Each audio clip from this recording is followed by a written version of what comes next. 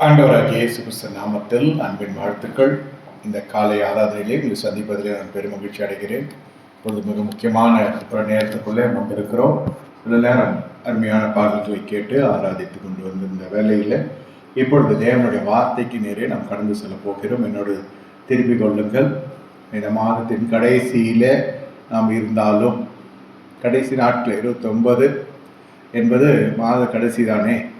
இன்னும் 2 நாட்களிலே 30, 31, அதன் பிறகு நாம் புதிய மாதத்துக்குள்ளே கடந்து செல்ல போகிறோம். ஆனாலும் எல்லா நாளும் கர்த்தர் புதிய நாளாகவே வைத்திருக்கிறார். எந்த நாளும் நல்ல நாள் அல்ல, எந்த நாளும் கெட்ட நாள் அல்ல. என்னை கேட்டுக்கொண்டிருக்க தேவனுடைய ஜனமே, இந்த நாளிலே என்னோட திருப்பிக் கொள்ளுங்கள். வெளிப்படுத்தும் விசேஷம் 3வது அதிகாரம் 8வது வசனம். வெளிப்படுத்தும் விசேஷம் 3:8. அதில் கூறப்பட்டிருக்கிற மைய கருத்துக்கள் என்ன என்று சபையார் அறிவீர்கள். அது என்ன சொல்லப்பட்டிருக்கிறது என்றும் உங்களுக்கு தெரியாததல்ல. எல்லா விஷயமும் அடிக்கடி நாம் பார்த்த ஒரு இடம்தான். ஆனால் இந்த இடத்துல வேதம் சொல்லுது பாருங்கள், உன் கிரியைகளை அறிந்திருக்கிறேன், உனக்கு கொஞ்சம் பலன் இருந்தும் நீ என் நாமத்தை மறுதலியாமல் என் வசனத்தை கை கொண்டபடியினாலே இதோ திறந்த வாசலை உன் முன்பாக வைத்திருக்கிறேன், அதை ஒருவனும் கூட்ட மாட்டான். நன்றாக புரிந்து கொள்ளுங்கள். இந்த ஆசீர்வாதம், வெளிப்படுத்தும் விசேஷின் ஆசீர்வாதத்தை நீங்கள் பார்க்கிற பொழுது, கிருபையிலே வாழ்ந்த ஜனங்கள் அல்லது கிருபையை பற்றி கொண்டோம் என்று சொல்லி பிரகடனப்படுத்தி கொண்டு சுற்றி வருகிற ஜனங்களுக்கு அல்ல. இது முழுக்க முழுக்க வார்த்தை வாழ்க்கையில கிரியையில கொண்டு வந்த ஜனங்களுக்கு ஆக்கும். நல்லா புரிந்து கொள்ளுங்க. இது சர்வசாதாரணமாக கிறிஸ்தவ வாழ்க்கை வாழ்கிற ஜனங்களுக்கு அல்ல. இந்த ஆசீர்வாதம் வசனத்தை கை கொள்ளுகிற ஜனங்களுக்கு. கிரியைகள், அதுதான் அடிக்கடி சொல்லுகிறது. ராஜ்யம் உங்கள் கிரியைகளை பார்க்கும். ஜபம் கர்த்தர் கேட்கிறார், இல்லைன்னு சொல்லவில்லை. எல்லா மதத்திலும் ஜபம் செய்கிறாங்க. மாயக்காரனும் ஜபம் செய்கிறான். மாயக்காரர்களும் தான தர்மங்களில் ஈடுபடுகிறார்கள். மாயக்காரனும் உபவாசிக்கிறாங்க. இதெல்லாம் நம்ம மத்தியில் பார்த்துருக்கிறோம். மாயக்காரனை போல ஜெபிக்க வேண்டாம் என்று கர்த்தர் சொல்லுகிறார். மாயக்காரனை போல உபவாசிக்க வேண்டாம் கர்த்தர் சொல்லுகிறார். தாரை தம்பட்டம் ஊதாதே, வலது கை கொடுக்கிறது இடது கை தெரியக்கூடாது. மாயக்காரர்கள் தர்மம் அப்படி இருக்காது, அவர்கள் பறைசாற்றுவார்கள். எவ்வளோ தெளிவாக உள்ளங்கை நெல்லிக்கனியாய் கர்த்தர் ராஜ்யத்தின் கோட்பாடுகளிலே நமக்கு எடுத்துரைத்திருக்கிறார். அதன் பிறகு அது வெளியரங்கமாய் விளம்பரப்படுத்துகிற பொழுது அந்த தர்மத்திற்கும் பயனில்லாமல் போய்விடும். மாயக்கார ஜபத்திற்கும் நீதிமான ஜபத்திற்கு தர்மத்திற்கும் இருக்கிற வித்தியாசம் சொல்லுகிறேன். இதுல இன்னொரு படி கொஞ்சம் ஏறி நம்ம பார்க்கிற பொழுது, சத்திய மார்க்கத்தார் அல்லது ராஜ்யத்தின் புத்திரர்கள் என்று சொல்லி அழைக்கலாம். விசுவாசிகள் தான், எல்லாரும் விசுவாசிகள் தான். ஆனால் உங்களுக்கு ராஜ்யத்தை நீதி தெரிந்தால் ஜபங்கள் கேட்கப்படாத ஜபங்கள்லாம் கேட்கப்படும். ராஜ்யத்தை நீதி. இந்த இடத்துல திறந்த வாசலை கர்த்தர் திறக்க போகும். இந்த திறந்த வாசலை உனக்கு முன்பாக வைக்கிற ஒரு மனிதனும் பூட்ட மாட்டான். என்ன, மனுஷன் பூட்டுகிறத கர்த்தர் திறக்க வல்லவர். ஆனால் கர்த்தர் பூட்டுகிறத மனுஷன் திறக்க முடியாது. கர்த்தர் திறக்கிறத மனுஷன் அடைக்கவும் முடியாது. உங்களுக்கு கர்த்தர் வாசலை திறந்து விட்டார். என்ன காலை வேளையிலே கஷ்டத்தோடு நீங்கள் வந்தீர்கள் எனக்கு தெரியாது. ஆனால் தீர்க்க தரிசனமாய் ஆவியானவர் சொல்லுகிற காரியம் என்னவென்றால், உனக்கு நான் வாசலை திறந்து விட்டேன்.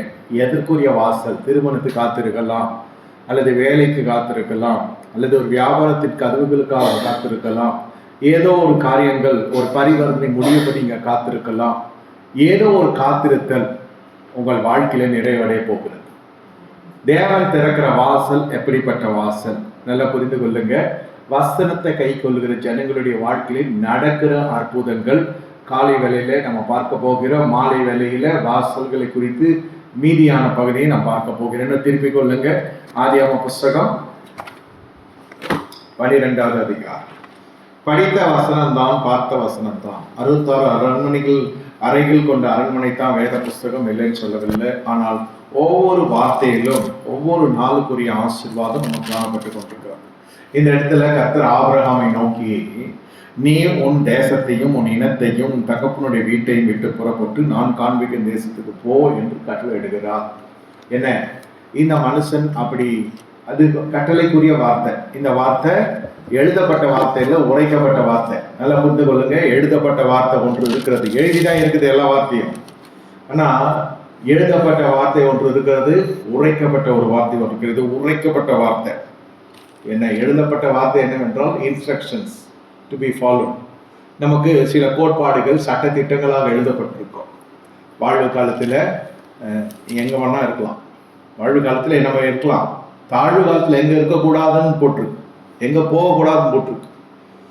வாழ்வு காலத்தில் நீங்கள் ஹோட்டலில் சாப்பிடுவீங்க, ரெஸ்டாரண்ட்டில் சாப்பிடுவீங்க, ரெசார்ட்டில் இருப்பீங்க, எங்கெங்கேயோ உங்களுக்கு பணம் உங்களுக்கு இருக்கிறதுனால நிறைய பேர் சேர்ந்து கொள்ளவும் செய்யணும். சரி, நம்ம எல்லாரையும் ஒரு அன்போடு அரவணைக்கிற ஜனங்களாக இருக்கிறபடினால எப்படி வேணால் வாழ்க்கை போகும், சொல்ல முடியாது. நான் சொல்ல பரிசுத்த ஜனமாக இருக்கிறவர்களுக்கு அசுத்தம் வராதுக்கு வாய்ப்பு குறைவு. ஆனால் அந்த பணம் இருக்கிற பொழுது எங்கே நோ ரெஸ்ட்ரிக்ஷன், போகக்கூடாத இடம். அதை தான் சொல்கிறேன், பரிசுத்தம் குறையாதுன்னு. அதுலேயே நிறைய விஷயம் அடங்கிடும். ஆனால் தாழ்வு காலத்தில் ஒரு சகோதரனுடைய வீட்டுக்கு போகாது. These are the instructions. என்ன, இது எழுதப்பட்ட வார்த்தை, இது உரைக்கப்பட்ட வார்த்தை இல்லை, இது எழுதப்பட்ட வார்த்தை. ஜென்ரல், எல்லாருக்கும் பொதுவான வார்த்தை. இது எழுதப்பட்ட வார்த்தை, எல்லாரும் கடைபிடிக்க வேண்டிய சத்தியம். ஆனால் இங்கு தனி மனிதனை பார்த்து கர்த்தர் உரைக்கிற வார்த்தை உரைக்கப்பட்ட வார்த்தை. ஒருவேளை இந்த பிரசங்கம் புதிதாக கேட்கிறவர்களுக்கு கொஞ்சம் கஷ்டமா இருக்கலாம். என்னோடு கூட நீங்க பயணப்படுகிற ஜனங்கள் கூர்ந்து கவனிங்க. அப்பொழுது காரியத்தை நீங்கள் ஆசீர்வாதத்தை கேட்கிற பொழுதே வந்து இறங்கும். ராஜ்யத்தினுடைய ஆசீர்வாதம் உரைக்கப்படுகிற வார்த்தை நமக்கு நேரே வருகிறது. இது ஒரு தீர்க்க தரிசியின் மூலம் வரல, கர்த்தரே நேரே பேசுகிறார். என்ன ஒரு ஸ்லாக்கியம் பாருங்க. ஆபிரகாம் மறுபடியும் பிறந்த விசுவாசிகள் இவரிடத்துல ஜெபத்துக்கு போகலாம், அவரிடத்துல ஜெபத்துக்கு போகலாம், அவரிடத்துல கர்த்தர் பேசுகிறார், இவரிடத்துல கர்த்தர் பேசுகிறார் என்றெல்லாம் நம்ம ஓடுகிறது நம்முடைய ஆவிக்குரிய முதிர்ச்சியை காட்டுகிறது. முதிர்ச்சின்னா என்ன? முதிர்ச்சி குறைவை காட்டுகிறது.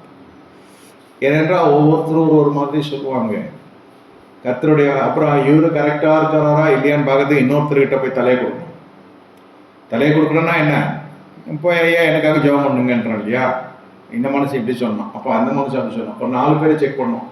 வேதத்தை புத்தகதிதான் வைத்திருப்பாங்க இப்படி ஓட்டத்தில் இருக்கிறவர்கள். இது கிறிஸ்துக்குள்ள இருக்கிற ஓட்டம் இல்லை. தீர்க்க தரிசனங்களையும் தீர்க்க தரிசனம் தேடி ஓடுகிற ஓட்டம் வேத புஸ்தகத்துல சுத்தமா இருக்கும். வேத புஸ்தகம் அதனுடைய பொருள் என்னன்னா படிக்கட்டே கிடையாது. வேத புஸ்தகத்தை படிக்கட்டே இல்லை. வேத புஸ்தகத்தை படிக்க படிக்க படிக்க உங்களுக்கு உண்மையிலேயே ஒரு தீர்க்க தரிசி தேவை என்றால் கர்த்தர் எழுப்புவார். கர்த்தருடைய வார்த்தை உண்டாக்கி ஒரு தீர்க்கன்னு உங்கள் மத்தியில் எழுந்தருவான். இது தீர்க்க தரிசனத்துக்கும் மேலான ஒரு சக்தி. ஆனால் தீர்க்க தரிசனங்களை அப்பமா என்னாதிருங்கள் என்று வேதம் சொல்லுகிறது. ஆனால் தீர்க்க தரிசனங்களை நாடி போய் அவர்களை நம்புங்க, நீங்க விருத்தி அடைவீர்கள், காரியம் வாய்க்கும் என்று சொல்லுகிறது. அதெல்லாம் சம்பந்தப்பட்ட தீர்க்க தரிசிகள்.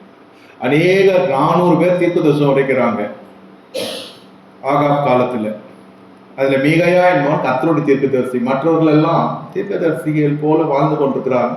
ராசாவின் பராமரிப்பில் இருக்கிறாங்க. உண்மையான தீர்க்கதரிசி கர்த்தருடைய பராமரிப்பில் இருப்பான். அவன் கர்த்தரை சார்ந்து வாழ்வான், கர்த்தரோட போஷிக்கிறாரா இருப்பான். ஒருவேளை இந்த தீர்க்கதரிசியின் இடத்துல நிறைய போஷிப்பு ஆவிக்குரிய ரீதியிலும் பூமிக்குரிய ரீதியிலும் வெளியே போகக்கூடியதா இருக்கும், இல்லைன்னு சொல்லு. ஆனா கர்த்தரை தலையாக வைத்திருக்கும். யாரையும் சார்ந்து வாழ வேண்டிய அவசியம் இல்லை. ஆனால் யாரையும் சேர்ந்து வாழ வேண்டிய அவசியம் இல்லை என்ற ஒரு சூழ்நிலையும் வரும். எல்லாரும் கைவிட்டுருவாங்க தீர்க்கதரிசி, வேணாம் போயான். ஏன்னா அந்த மனுஷனுக்கு கர்த்தர் அவ்வளவாய் பிரித்து எடுக்கிறார், புகழ்ச்சியிலிருந்து பிரித்து எடுக்கிறார். அவர்களை எங்கெங்கெல்லாம் பிரித்து எடுக்க வேண்டுமோ அங்கெல்லாம் கர்த்தர் பிரித்து எடுப்பார். அதனால ஒரு மனுஷன் தனியா இருக்கிற பொழுது அந்த மனுஷன் அவ்வளவுதான் முடிந்தது ஓடிய நினைக்க முடியாது. கர்த்தர் அவனை ஏதோ ஒரு காரியத்துக்கு என்று பயிற்றுவித்துக் கொண்டு இருக்கிறார். அவனை வெளிச்சத்துக்கு கர்த்தர் கொண்டு வருவார். இது அதே மாதிரி தான். இந்த மனுஷன் தீர்க்கதரிசி என்பது கர்த்தருடைய இருதயத்தில் இருக்கிறது. இவன் நம்முடைய தீர்க்கதரிசி என்று விசுவாசிகள் இதை கேட்டுக்கொண்டிருக்கிற ஊடகத்தில் என்னோடு கூட பயணப்படுகிறவர்கள் புரிந்து கொள்ளுங்கள். உங்களுடைய அழைப்பு என்னதென்று உங்களுக்கு தெரியாது. உங்களுடைய அழைப்பு அல்லது உங்களுடைய ஆவிக்குரிய தன்மை ரட்சிக்கப்படுவதற்கு முன்பு பாவியா இருக்கிறதும், அதே சமயத்தில் ரட்சிக்கப்படுத்த விசுவாசை மாறுகிறதும், இப்படிதான் நம்முடைய எதிர்த்தெண்ணம். நமக்கு பரம அழைப்பு ஒன்று இருக்கிறது. இது கர்த்தருக்குள்ளே நித்திரை செய்கிற பொழுது வருகிற அழைப்பை நினைக்க வேண்டாம். நம்மை குறித்து கர்த்தர் ஒரு திட்டம் வைத்திருக்கிறார். அந்த திட்டத்தில் நீங்கள் யார்? கட்டப்பட்ட 5 விதமான ஊழியத்தில் அப்போஸ்தலர், தீர்க்கதரிசிகள், மேய்ப்பர்கள், சுவிசேஷகர்கள், போதகர்கள் என்று எழுதப்பட்டிருக்க ஊழியத்தில் இதிலே நான் யார்? ரோமர் 19 ரோமர் அதிகாரத்திலே வாசித்தால் புத்தி சொல்லுகிற ஊழியம் இருக்கிறது, ஆலோசனை ஊழியம் இருக்கிறது. இந்த மாதிரி ஊழியங்கள் எல்லாம் போக்குவரத்தமாக இருக்கிறவர்களாம் செய்யலாம். ஆனால் இந்த 5 விதமான ஊழியம் கட்டப்பட்ட ஊழியம். உங்கள் எதிர்காலத்தை ஸ்திரமாக இருக்க வேண்டும் என்றால் கிறிஸ்துக்குள்ளே உங்கள் அழைப்பையும் உங்கள் தேர்ந்தல்களையும் உறுதியாய் நீங்கள் பற்றி கொள்கிற பொழுது நீங்கள் இடறி விழுவதில்லை என்று 3 முறை மறுதளித்த பேதுருவுடைய நிருபத்தில் எழுதப்பட்டிருக்கிறது. அழைப்பு அடிப்படை அழைப்பு இருக்கிறது. பரிசுத்தமாக இருக்கும்படி அழைத்து இருக்கிறோம், ரட்சிக்கப்படும்படி அழைத்து இருக்கிறார், கர்த்தரை துதிக்கும்படி அழைத்திருக்கிறார். இப்படி அடிப்படை அழைப்பு எல்லா கிறிஸ்துவ ஜனங்களுக்கும் இருக்குது. அடிப்படை அழைப்பு. தெரிந்து விசேஷ அழைப்பு என்று சொன்னால் அது நீங்கள் தான் ஜெபித்து உபவாசித்து கர்த்தருடைய சன்னிதானத்தில் கேட்டு பெற்றுக்கொள்ள வேண்டும். அந்த தெளிவு உங்களுக்கு இருந்தால் மட்டும்தான் உங்களால் எதிர்காலத்தில் கிறிஸ்துக்குள்ள உங்கள் ஓட்டம் நல்ல விதமாக இருக்கும். இல்லாவிட்டால் ஓடுகிற பொழுது சில சமயத்தில் நமக்கு இளைப்பாறுதல் தேடி அல்லது வேறு வழியே போய்விடுவார்கள். தேமா என்னோடு கூட பயணப்பட்டவன் அந்த உள்ள பிரபஞ்சத்தின் மீது ஆசை வைத்து என்னை விட்டு போய்விட்டான். எத்தனையோ வருஷம் பவுலோடு கூட பயணப்பட்ட மனுஷன். பவுலோடு கூட பயணப்படுகிறது என்பது நெருப்போடு விளையாடுகிறது போல. Highly short tempered. 2வது கர்த்தருக்காக நினைந்த இடத்துல தேவன் மேல் இருந்த அபிஷேகம் அப்படி கூட இருக்கிற மேலே கிருபை இருக்கும். இந்த மனுஷன் மீது இருக்கிற அபிஷேகம் வேற, கிருபை வேற. கிருபை இருக்கிறதுனால எல்லாரும் பயணப்பட்டு கொண்டிருக்கிறாங்க. இந்த மனுஷன் அபிஷேகம் பண்ணப்பட்டான். திடீரென்று எழும்பி பவுலும் சீலாவும் சேர்ந்து போகிற வேலையை சீலாவும் சேர்ந்து அந்த சிறை அனுபவத்தின் முன்னாடியே கடந்து சென்றார். ஆனால் கிறிஸ்துக்குள்ளே எடுத்துக்கொண்ட பாடாக தான் எடுத்துக்கொண்டாங்க. யாருக்கு இந்த மனுஷன் தவறு செஞ்சுட்டான்னு நான் சொல்ல வரல. அதுபோல் அவ்வளோ கஷ்டத்தில் இந்த தேமா என்பவன் அவனோடு ஒரு பயணம் செய்தான். ஆனால் ஒரு காலகட்டத்திலே காணாமல் போய்விட்டான். நீங்கள் சொல்றது நினைக்கிறத போல ஊழியத்தில் 1 வாரம் அல்லது 1 வருஷம் 2 வருஷம் இல்லை, பல காலம் கழித்த பிறகு தேமா மறைந்து போய்விட்டான். சாகவில்லை, பிரபஞ்சத்தை மீது ஆசை வைத்து அப்படியே அது வாரி கொண்டு போச்சு. அவ்வளோதான். தோமா இல்லை, தேமா. இப்படி ஒரு சீடன் இருக்கிறான். ஒனேசிமோ ஒரு சீடன் இருக்கிறான். இதெல்லாம் அவ்வளோ பிரசங்கிக்கிறது இல்லை. ஒனேசிமோ பெரிய ஒரு பொருளாதாரத்தில் மிக பெரும் புள்ளியாக இருக்கிறார். ஒனேசிமோ கடன் பட்டுட்டான், பாவம், பொருளாதாரத்தில் சிக்கி கொண்டான். இது மாதிரி பிரசங்கிக்கப்படாத தீர்க்கதரிசிகள், பிரசங்கிக்கப்படாத சீடர்கள்லாம் இருக்கிறாங்க வேதத்தில். இப்போ இந்த மனுஷனை தனி மனிதனாக பார்த்து கர்த்தர் அழைக்கிறான். உங்களையும் என்னையும் கர்த்தர் இப்படித்தான் கர்த்தர் அழைக்கிறான். வார்த்தையினால் தான் நீங்கள் சந்திக்கப்பட்டீங்க. யாரோ சொல்லி ஜெபத்துக்கு வந்திருக்கலாம். அந்த இடத்துல உரைக்கப்படுகிற தீர்க்க தரிசன வார்த்தை உங்கள் உள்ளத்தை புதுப்பிக்கிறது, உங்கள் ஆத்மாவை உயிர்ப்பிக்கிறது. அதிலிருந்து நீங்கள் என்னவா மாறுகிறீர்கள்? அந்த மாம்சமாக அது வார்த்தையாக மாறி, அது வார்த்தை தேவனாக மாறி அப்படியே வாசம் செய்ய ஆரம்பிக்கிறது. இப்பொழுது பார்க்கிற பொழுது உங்களுடைய வாழ்க்கையில் தேவன் இப்பொழுது உங்களிடத்தில் இடைப்படுகிறார். எல்லாம் போய்விட்டது. உங்கள் வாழ்க்கையை சொல்கிறேன், உங்களுடைய வாழ்க்கையை சொல்கிறேன். ஐயா எல்லாம் போய்விட்டு, எல்லாம் இருந்த பொழுது எல்லாம் இருந்தான், எல்லாம் போய்விட்டது. இப்போ யாருமே இல்லை. நான் நட்டாற்றில் இருக்கிறேன். ஜெபிக்கிறவர்களை கூப்பிட்டு ஜெபித்தா எனக்கு 1 லட்சம் ரூபாய் வரப்போகிறது என்றால் பொருத்தனை பண்ணுங்கன்னு சொல்லுவோம். நான் ரொம்ப கஷ்டத்தில் இருக்கிறேன். என்ன கஷ்டம்? பண கஷ்டம். சரி ஜெபிக்கிறேன்னு சொல்லிட்டு போனோன்னு திரும்பி வர மாட்டான். இது நடைமுறை. அதுவே கஷ்டத்தில் இருக்கிற அம்மாவே, அந்த ஐயாவே கஷ்டத்தில் இருக்கிற அவர் போய் ஜெபம் பண்ணி இனத்தை ஆகிறது. பணம் வர மாதிரி தான் வந்துச்சா வரலையான்ற மாதிரியாவது கொஞ்சம் ஒரு நப்பாசியில் வருவாங்க. இன்னைக்கு மார்க்கெட் கண்டிஷன் சொல்கிறேன். அதனால தான் சொல்கிறேன், நீங்கள் இருக்கிற இடத்தில் இருந்தாலும் இந்த வசனம் தடைபட்டு போவது. உங்களுக்கு சேர வேண்டிய வார்த்தை எத்தனையோ பேர் ஊடகத்தில் என்னோட கூட பயணப்படுகிறீங்க. ஆன்லைனில் பார்க்காம எனக்காக பயணப்படுகிறாங்க, எனக்கு காணிக்கு அனுப்புகிறாங்க, எனக்கு தசமாக செலுத்துறாங்க. இல்லைன்னு சொல்லி பார்க்காமலே வார்த்தை சந்திக்கிறது. ஒருவேளை போஸ்டரில் பார்த்துக்கலாம், ஃபேஸை பழகினதில்லை, பார்த்ததில்லை, வந்ததில்லை, உண்டதில்லை, பழைய உறவாடினதில்லை, எதுவும் இல்லை. எது உங்களை சந்திக்கிறது? வார்த்தை. உங்களுடைய வாழ்க்கையில எல்லாம் போய்விட்டது என்று நீங்க சொல்லுகிறீர்கள். நான் கர்த்தருடைய மனுஷனாய் சொல்லுகிறேன், எல்லாவற்றையும் விட்டு கர்த்தனை பிரித்து எடுத்திருக்கிறேன். எல்லாம் என்னை விட்டு போய்விட்டது. வாய் திறந்து அப்படிதான் எல்லாம் இருந்த பொழுது எல்லாம் இருந்தார்கள் ஐயா, இப்போ எல்லாம் போய்விட்டது. என் வஸ்திரம் கூட என் பேச்சை கேட்க மாட்டேன். எல்லாம் இருந்தப்போ கொஞ்சம் நல்லா புஷ்டியாக இருந்திருப்பான். இந்த மாதிரி எல்லாம் போனான்னு அவனையும் அழிச்சிட்டு இருப்பான். இப்போ வஸ்திரம் யாருக்கும் வாங்கி மாட்டி வந்திருக்கான்ற அளவு இருக்கும். சட்டெல்லாம் லூஸ் ஆயிடுச்சு, முகம்லாம் வத்தி போச்சு. அன்றைக்கி அடிச்ச மேக்கப்லாம் இப்போ இல்லை. போட்ட டைக்கு பிரச்சனை. நம்மளே டையிங் ஸ்டேஜில் இருக்கும். நம்ம எங்கே டை அடிக்கும் இல்லை. சிச்சுவேஷன் சொல்கிறேன். இன்னைக்கு பார்த்தா ஒரு மாதிரி ஒரு அசிங்கமான தோட்டத்துக்குள்ளே நம்முடைய மனசாட்சி சொல்லும், ஒன்றும் இல்லை, இனி வாழ்வது வேஸ்ட், இனி சாவது நல்லது, தற்கொலை பண்ணால் நரகம். அல்லவரே இப்போ ஜெபமெல்லாம் எப்படி இருக்கும்னா, வழி தெரியாத ஜனங்கள் சொல்கிறது என்னை எடுத்துக்கொள்ளும். பழைய ஏற்பாட்டு நிறைய பேர் சொல்கிறாங்க. அப்போது முக்காடு போடப்பட்ட ஊழியம், ரத்தம் சிந்தப்பட்டாத காலம். மிருகங்கள் ரத்தங்கள் தான் அங்கே பலியாக ஆராதனைக்குள்ளே காணப்பட்டது. கிறிஸ்து அவங்க வெளிப்படலை, நிழலோட்டமாக இருந்தான் பழைய ஏற்பாடு. அதனால நினைக்கிறப்போ ஒரு எல்லைக்கு மேலே போயிட்டு போதும் கர்த்தாவே என் ஜீவனை எடுத்துக்கொள்ளும். பெரிய பெரிய நட்சத்திரங்களெல்லாம் பிரகாசித்த நட்சத்திரம்லாம் அப்படிதான் ஜெபம் பண்ணுச்சு. நல்ல வேலை கர்த்தர் ஜெபத்தை கேட்கல. அதே போல இப்போ இருக்கிற புதிய ஏற்பாட்டு விசுவாசிகள் இந்த இடத்துல சத்தியம் அறியாததுனால, ராஜ்யத்தின் கோட்பாடுகள் அறியாததுனால நம்ம வராத நோயை வர்றதை போல நினைப்போம், இல்லாத காரியத்தை இருக்கிறத போல நினைப்போம். எது இருக்கிறதோ அதை வச்சு இந்த மனிதமே வாழவும் தெரியாது. யாருக்கோ வியாதி வந்திருக்கும் உங்கள் வட்டாரத்தில், அதை நினச்சி பார்த்துட்டு இது நமக்கு வந்துச்சுன்னா என்ன பண்ணுறதுன்னு நினைக்கிறதும் உண்டு. யாருமே இல்லைன்னா என்ன பண்ணுறதுன்னு நினைக்கிறதும் உண்டு. இது மாதிரியெல்லாம் நிறைய சிக்கல்கள் இருக்கிறது. இந்த காலை வேளையில் கர்த்தர் உங்கள் மத்தியில் ஆசீர்வாதி கொண்டிருக்கிறார். உன்னை அழைக்கிறவர் உண்மை உள்ளது. உன்னை அழைத்தவரும் அழைக்கிறவரும் அவர் ஒருவர் தான். யாரும் கைவிட மாட்டாங்க. அதாவது யாரும் உங்களை நம்ப மாட்டாங்க. எல்லாம் ஒரு நம்பிக்கையை சம்பாதிப்பதற்கு ஒரு அது ஒரு காலகட்டம். உங்களை நம்பினது ஒரு காலம். இப்போ யாராவது நம்புவானா? இன்னைக்கு இருக்கிற நிலைமைக்கு யாரும் நம்ப மாட்டாங்க. ஏன்னா நம்மகிட்ட ஒன்றும் இல்லைன்னு ஆயிடுச்சு, மனசாட்சி சொல்லும். அப்போ எல்லாரும் வந்தாங்க. நான் சொல்றேன், இப்போதான் உங்களுக்கு வர வேண்டியதே வந்திருக்கு. இப்போதான் நீங்கள் மெய் பாதையை உண்மையான ஒரு தேவனுடைய வழியில வருகிறீர்கள். இவ்வளோ ஜனங்க மத்தியில இருக்கிற மனுஷனை கர்த்தர் அடிக்கிற. ஏசுனவர் சொன்னவங்க எங்களெல்லாம் விட்டுவான்னு கேட்பான். பாரம்பரிய கிறிஸ்துவத்துக்குள்ள இருக்கிறவங்க என்ன தெரியும்? இனத்தை விட்டு, ஜனத்தை விட்டு, தேசத்தை விட்டு, வீட்டை விட்டு இதுல ஒரு பகுதி வந்தாலே பிரச்சனையாகும். சில பேர் அவங்க தேசத்துல இருந்து ஆராதிப்பாங்க. நான் பல நாடுக்கு கர்த்தருடைய கிருபை ஊழியத்துக்கு போயிருக்கு. அவர் எடுத்து சொன்னா இந்த தேசத்தை விட்டு நாங்கள் வெளில வர மாட்டோம். அப்படியே வந்தாலும் மிஷன் ட்ரிப்பை 10 நாள் அதிகம். இந்தியாலாம் வந்துட்டாங்கன்னா அவன் பெரிய ஒரு தியாகம் பண்ணிட்டு வர மாதிரி. ஏன்னா அவங்களுக்கு அது சௌகரியங்கள் குறைவுன்ற மாதிரி அவங்களுடைய கண்ணோட்டம். அங்கே ஏழைகள் இருக்கிறார்கள், அந்த மாதிரி தான் அவங்க எடுத்துக்குவாங்க. சரி, அது அவங்க அபிப்பிராயம். அவன் போகிறதும் ஏழையை தேடி தான் போவான். என்ன இப்படியெல்லாம் இருந்து கொண்டிருக்கும். இனத்தை விட்டு வர முடியும், ஜனத்தை விட்டு வர முடியும், தேசத்தை விட்டு வர முடியும், வீட்டை விட்டு வர முடியும். என்னத்தான் இருந்தாலும் படுக்கிறதுக்குள்ளேயாவது வீட்டுக்கு வந்து பார்த்துட்டு போயிடுவாங்க. சில பேர் மோட்டர் போட்டு போயிடுவாங்க. ஏன்னா நம்ம மாதிரி தான் வச்சுக்கோங்களேன். என்னதான் இருந்தாலும் நம்ம வீடு தனியாக இருந்தாலும், கட்டடம் பாதியில் இருந்தாலும், அரை கட்டடம் இருந்தாலும், அஸ்திவாரம் போட்டிருந்தாலும், காலடி எடுத்து வைக்காம தூக்கம் வராது. வீடு வீடு வீடு வீடுன்னு இப்படி இருக்கும். அது அப்படியே தேவனுடைய வீடாக மாறிடுச்சு. பார்த்தியா, நம்ம வீடு நம்ம கையை விட்டு போயிடுச்சு அப்படின்னா அர்த்தம் என்னன்னா, அது தேவனுடைய வீடாக மாறிடுச்சு. சகல ஜனங்கள் வந்து ஆராதிக்கிற இடம் மாறிடுச்சு. இன்னும் கூடுதல் பொறுப்பு வந்துடுச்சு. அது தனி மனிதனா என் வீட்டுக்கு நான் வந்தேன், இப்போ தேவனுடைய வீட்டுக்கு அனுதினம் வந்து போகணும்னா இருக்கிறேன். நான் ஒரு சாதாரண விசுவாசியாக சொல்றேன்.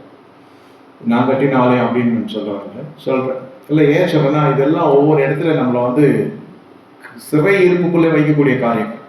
என் ஜனப்பற்று கொண்டவன், என்னுடைய மண் என்ன, என்னுடைய இடம், என்னுடைய வீடு, என்னுடைய தேசம், இதெல்லாம் ஒரு விதமான நம்ம கட்டி போடக்கூடிய காரியங்கள். இது எல்லாமே இன்று கைவிட்டு போய்விட்டது.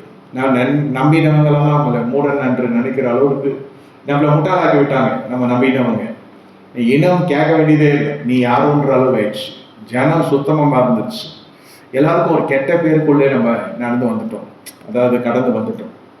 யார் கேட்டாலும் ஒரு நல்ல மாதிரி சொல்ல மாட்டாங்க நம்மளை பற்றி. நமக்கு காதுக்கே வருது. இப்போ தன்னைத்தானே வெறுத்து சிலுவை எடுத்துக்கொள்ளுகிற சூழ்நிலை வந்துடுச்சு. எந்த மகிமே இல்லை, எந்த மேன்மையும் இல்லை. அப்படியே சிலுவையில் அடித்து தொங்க விடப்பட்ட கிறிஸ்துவ போல தொங்கி கொண்டிருக்கு வாழ்க்கை. எல்லாம் உரியப்பட்டது. வஸ்திரம் இருந்தது, அதையும் உறுதி சீட்டு போட்டு பார்த்து அவன் பங்கிட்டு கொள்கிறான். நிர்வாணம் அவர் தொங்கினார் என்று எழுதவில்லை. ஆனால் இந்த சூழ்நிலையில காணப்பட்டு கொண்டிருக்கிறது. கேலண்டரில் பார்க்குற பிக்சரை நம்பாதீங்க, அது சும்மா கற்பனையிலேயே வரையப்பட்டது. அதோட கொடூரமாக கோராமையாக தொங்கி கொண்டிருக்கோம். எதற்கு இதை நான் சொல்லுகிறேன்னா, அவர் நிமித்தம் நம்ம பிழைக்கிறோம். அவர் சிலுவையில் இழந்த ஒவ்வொன்றும் நமக்கு சுதந்திரமாக கிடைத்தது. இந்த மனுஷனை கர்த்தர் அங்கிருந்து வீட்டில இருந்து கொண்டு வருகிறார். உங்கள் வீட்டில் பார்த்தீங்கன்னா உங்களுடைய வாழ்க்கை இதே மாதிரி தான். அப்படி திரும்பி பார்த்தா யாருமே இதை தனித்து இருக்கும். எல்லாரும் கைவிட்டதை போல இருக்கும், யாரும் நமக்கு இல்லைன்றது போல இருக்கும். ஆனால் கர்த்தருடைய வார்த்தை சொல்லுகிறது, உன்னை நான் அழைத்து இருக்கிறேன்.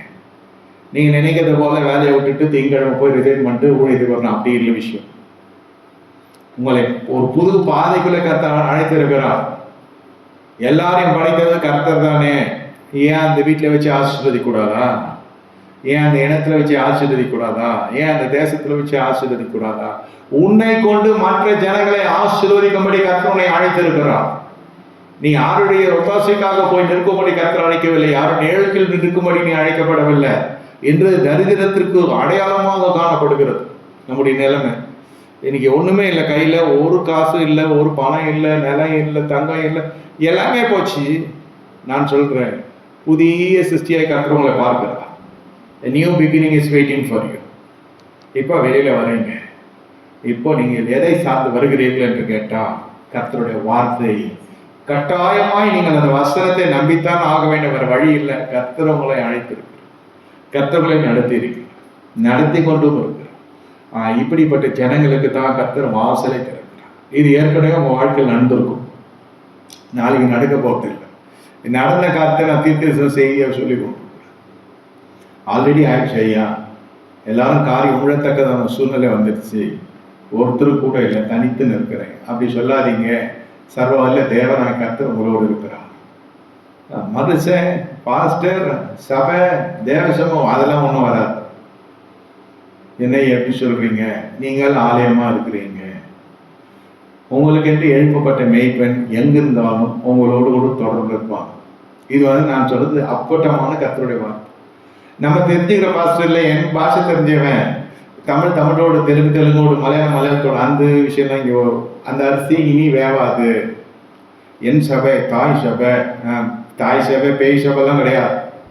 தேவன் தன் இருதயத்துக்கு ஏற்ற மெய்ப்பனை எழுப்பிட்டார். அதோடு கூட நீங்கள் பயணப்பட்டு கொண்டிருக்கிறீர்கள். அவ்வளோதான் விஷயம். இப்போ எல்லாம் அதுவும் போச்சு. சிலுவையை பார்த்து நோக்கி பார்த்த நாட்கள்லாம் போய் இப்போ ஆவியை தரிசித்து ஆவிக்குள்ளே வாழ்க்கிற வாழ்க்கை போயிடுச்சு. அடையாளம் சிலுவை இல்லை, அது கழுத்தில் கட்டி தொங்க விடுறதோட சுமக்கிறது அளவுக்கு நம்மளுடைய வாழ்க்கையினுடைய பக்குவம் மாறுகிறது. என்ன, சிலுவைக்கு நம்ம விரோதி இல்லை, சிலுவை புனித சிலுவை இல்லைன்னு சொல்லல. ஆனால் அது அந்த காலம் அந்த ஸ்டேஷன்லாம் தாண்டி வந்தாச்சு. அதை புத்தி போட்டுக்குவாங்க. நாங்கள் இண்டிவிஜுவல் கூட புத்தி போட்டுக்குவோம். புத்தின்னா 2 கணத்தில் எப்படி ரெடி பண்ணிக்கிறோம். அப்புறம் சிலுவை அதே மாதிரி தான், அதே பேட்டர்ல இருந்துச்சு அந்த காலத்தில். புத்தி போடுவோம், அவன் இது பண்ணுவான். இன்னொருத்தர் நமாஸ் படிப்பான். எங்கள் ஃப்ரெண்டில் ஒன்று கிறிஸ்டினும் ஒரு முஸ்லீமும் ஒரு இந்து இருக்கும். என் வீட்டில் பண்டிகைனாலும் ஓடி போய் உட்காந்து சாப்பிட்ருப்போம். அவன் பொங்கலுக்கு இங்கே வந்து சாப்பிடும், இன்னொருத்தன் கிறிஸ்மஸுக்கு போய் சாப்பிடுவோம், இன்னொருத்தர் ரம்ஜான் கேட்க வேண்டியது 2 நாள் முன்னாடி உட்காந்துருப்போம். பிரியாணி, பாய் பிரியாணி இல்லையா, இது மாதிரி ஒரு விளையாட்டு அந்த நாட்கள் உண்டு. இப்போ எல்லாத்துலேயும் கர்த்தர் நிற்கிறார். இது சாப்பிடாத, இவங்களோட சேராத, அவங்களோட சேராத, அவ்வளோதான், தீர்ந்துச்சு. ஏற்கனவே அவனும் சேர மாட்டான். இதில் 10 கர்த்தர் வேறு சேராதன்றார். சுத்தமாக இப்போ என்ன நடக்குது? தனித்து நிற்கிறது நம்முடைய வாழ்க்கை. ஒரு வேளை இதை கேட்டு கொண்டிருப்பீர்கள் என்றால் உங்களுக்கு யாரும் இல்லை நினைக்காதீங்க. மெய்ப்பனாய் கர்த்தருடைய கிருபையினால கர்த்தருடைய அடியானா நான் இருக்கிறேன். உங்களுக்கு மெய்ப்பனில் நினைக்காதீங்க, நான் தான் உங்க மெய்ப்பேன். இந்த வசனம் உங்க ஆத்மாவுக்கு பேசி கொண்டிருக்கிறது, சரீரத்துக்கு அல்ல. எந்த மாவட்டத்தில், எந்த உலக உருண்டையில் எங்க இருந்தாலும் நான் தான் உங்க மேய்ப்பேன். ஏன் அதை இவ்வளவு சொல்லுகிறேன் என்றால், அவர் இருதயத்துக்கு ஏற்ற மேய்ப்பர்களை எழுப்புகிறார். உங்களுக்கு ஒரு வேலை பிடித்து இருக்கலாம், அது கர்த்தர் வைத்த கிருபை, தயவு. எனக்கு பிடிக்காம போச்சுனாலும் அது என் பிரச்சனை இல்லை, அது உங்க மன பிரச்சனை. இன்னைக்கு பிடிக்கலாம், நாளைக்கு பிடிக்கவா, ஆனால் இதுதான் உண்மை. இப்படி கர்த்தர் நம்மை அழைக்கிற பொழுது பல தியாகங்கள் நடக்கிறது. அதாவது தியாகன்றது எப்படின்னா, நம்ம கிட்ட இருக்கிறப்ப கொடுக்கறது. அதாவது சில பேர்லாம் சொல்லுவாங்க, பணம் இருக்கிறப்ப பேசக்கூடாது, நீ பேசக்கூடாது, பணம்னால எனக்கு பிடிக்காதுன்னு. சரி, அது இருக்கப்பட்டவன் சொல்ற வசனமா இருக்கணும் இல்லையா? இருந்து இல்லைன்னு சொன்னா விஷயம் வேற. எனக்கு பணம் மேல வெறுப்பு இருக்கு, நிறைய ட்ரெஸ் வச்சிருக்கேன், எனக்கு ட்ரெஸ் சலிச்சு போச்சு. அவனே ஒட்டு போட்டு தச்சு போட்டுட்டு இருக்கான். ட்ரெஸ்ஸே பிடிக்காதுனாக்கா இருக்கிற ட்ரெஸ்ஸையும் அவுத்துடுவாங்க சமுதாயம். அதுதான் விஷயம். ஏன் அதை சொல்லுகிறேன், அந்த வசனத்தை கைப்பிடிக்கிற பொழுது பலதரப்பட்ட சிக்கலுக்குள்ளே சிக்கிக்கொள்ள வேண்டியதாக இருக்கும். நீங்கள் வேணா சோதித்து பாருங்க. நீங்கள் சாதாரணமாக கிறிஸ்துமஸுக்கு நியூ இயருக்கு ஈஸ்டருக்கு வந்துட்டு போகிறப்போ வாழ்க்கையில் வேற மாதிரி பிரச்சனைகள் இருக்கும். எப்பொழுது இந்த பெந்தகோஸ்தே உபதேசத்தில் அல்லது எப்பொழுது பரிசுத்தாவிக்குள்ளே அது ஒரு ராஜ்யத்தின் கோட்பாடுகளுக்குள்ளே வருகிற பொழுது உங்களை பற்றியே உங்களோடு இருந்த ஜனங்கள், வாழ்ந்த ஜனங்கள், வளர்ந்த ஜனங்கள், உடன்பிறப்புகள், பெற்றார், உற்றார், சுற்றத்தார், நட்பு, நட்பு எல்லாம் சேர்ந்து உங்களை என்ன பண்ணணும், கல்லெறிகிற அளவுக்கு பார்க்கும். இவர் பெரிய இவர் இவரெல்லாம் தெரியாதம்மா, இவரெல்லாம் என் கூட தான் இருந்தேன், அப்படிதான் இருக்கும். புதிய ஜீவியம் இல்லையா? உங்களிடத்திலே அந்த விதையானது கிரியை செய்ய ஆரம்பிக்கிறது. வசனம் என்ற விதை கிரியை செய்ய ஆரம்பிக்கிறது. இப்போ நீங்க தனித்து இல்லை, கிறிஸ்துக்குள் இருக்கிறீங்க. புதிய வாசலை கர்த்தர் ஏற்கனவே திறந்து விட்டார். இப்பொழுது தேவனுடைய வசனம், தேவனுடைய வார்த்தை, எப்பொழுதுமே பார்த்து கொண்டிருந்த தேவனுடைய வசனம் இப்போ நம்மோடு பேசுகிறது. இப்போ நம்மோடு கூட உறவாடுகிறது. That's instructing us, that is prohibiting the zones for us. இது நம்புவீங்களா? கர்த்தர் போவானு சொன்னாரா? கர்த்தர் செய்வானு சொன்னாரா? எங்க வீட்டுல கர்த்தர் வரவானு சொன்னாரான்னு இன்னொருத்தங்க கேட்போம். ஆமான்னு சொல்ல முடியுமா? அது ஒரு காலம் இருந்துச்சு, அப்படிலாம் இல்லை. கர்த்தரை மறுதளிச்சுட்டு மனுஷனோடு நம்ம நட்பு பாராட்டின, உறவு பாராட்டின, பிரியப்படுத்தின நாட்கள் உண்டுன்னு சொல்ல வரேன். இப்பொழுதுதான் அந்த பிரியத்தையே கர்த்தர் உடைச்சாச்சு. இப்போ அவன் என்ன சொல்றான்? நீ வராதனே சொல்றான். இது எங்க போய் சொல்றது? நம்ம கர்த்தரை வசனப்படுத்தினாக்கா கர்த்தரை என்ன செய்யறா? நமக்கு ஆல்ரெடி பிரித்து எடுக்கப்பட்டாச்சு, ஏற்கனவே பிரித்து எடுக்கப்பட்டாச்சு. அந்த உணர்வு இல்லை, மறுபடியும் போய் சேர நினைக்குது, மறுபடியும் எகிப்தனாக்கி போறது, மறுபடியும் இழிவான ஆதாயத்துக்கு ஆசைப்படுறது, மறுபடியும் அந்த தேவ சாயல தரிக்கப்பட்டாலும் மறுபடியும் நம்முடைய ஆத்மா சரியா இல்லை. அதுக்கு தான் அந்த இடத்துல தான் மெய்ப்பனுடைய வேலை இருக்கு. அதுக்கு தான் தேவ சமூகம், அதுக்கேற்ற மெய்ப்பன், அதுக்கேற்ற பக்குவம் அதுக்குள்ள இருந்த பொழுது தான் இந்த வசனம் உங்களோடு பேச ஆரம்பிக்கும். பேசுறது எனக்கே பேசுற மாதிரி இருக்குன்னு சொல்றதுக்கான காரணம் அதுதான். That's the understanding in spiritual life. எத்தனையோ பிரசங்கங்கள் இருக்குது, எத்தனையோ இடங்கள் இருக்குது, எத்தனையோ வசனங்கள் இருக்கிறது. ஏன் இந்த பிரசங்கம் மட்டும் உங்களை தொட வேண்டும் என்றால் காரியம் கர்த்தர் உங்களோடு பேசுகிறார். நீங்கள் ஜெபம் பண்ணீர்கள், கர்த்தரோடு பேச வேண்டும். நிறைய எனக்கு சந்தேகங்கள் இருக்கிறது, நான் ஏதோ தவறு செய்கிறேன். நான் சொல்றேன், தவறு செஞ்ச காலம் முடிஞ்சு இப்போதான் புண்ணிய பாதைக்குள்ளே புண்ணியங்களை அறிவிக்கும்படி நீங்க வந்திருக்கிறீங்க. இப்பொழுதுதான் உங்களுக்கு புதிய ஆசீர்வாதத்தை கர்த்தர் திறக்கிறார். ஆனா பழைய ஜனங்கள் வேண்டாம். இந்த வசனத்தினுடைய ஆழ ரகசியம் நான் இன்றுதான் புரிந்து கொண்டேன். பழைய ஜனங்கள் வேணாம்னா கர்த்தர் பிரித்து எடுக்கிறார். மறுபடியும் பழைய ஜனத்துக்கிட்ட போறேன்.